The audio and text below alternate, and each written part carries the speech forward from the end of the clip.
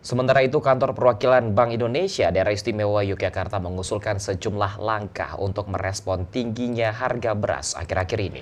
Rekomendasi mitigasi itu mulai dari mengendalikan stok beras, bijak berbelanja, hingga meminta warga meminimalkan sisa makanan.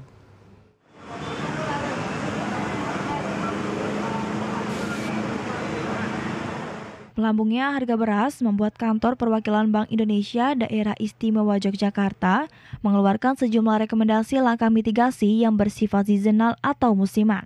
Langkah pertama adalah mengedukasi masyarakat untuk meminimalkan sisa makanan dan belanja bijak.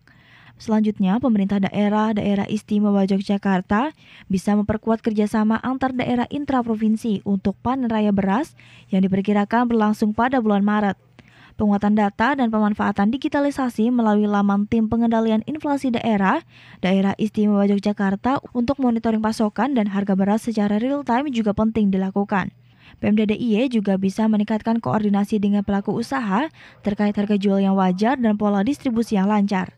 Sementara guna menghadapi Ramadan dan Idul Fitri 2024, Bank Indonesia Daerah Istimewa Yogyakarta merekomendasikan pengendalian inflasi yang bersifat seasonal dan struktural. Mitigasi seasonal dilakukan dengan memperkuat data dan informasi pasokan bahan pokok dan optimalisasi pelaksanaan pantauan pasar, terutama 7 hari sebelum dan sesudah Lebaran.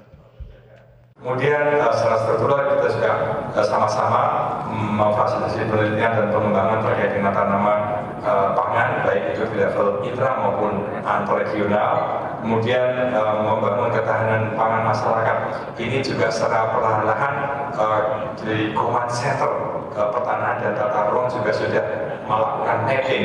Jadi ini juga bisa kita terutama di kota urban farming itu juga kalau membutuhkan itu command center pertanahan dan tata ruang sudah punya peta-peta mana kawasan yang bisa dilakukan urban farming, kurang lebih seperti itu.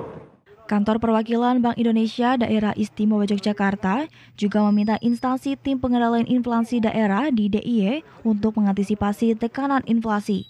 Di antaranya meningkatkan efektivitas pelaksanaan pasar murah, operasi pasar, dan penyaluran beras SPHP. Demikian Herdian Giri dan Ucu Andritama, TVRI Yogyakarta melaporkan.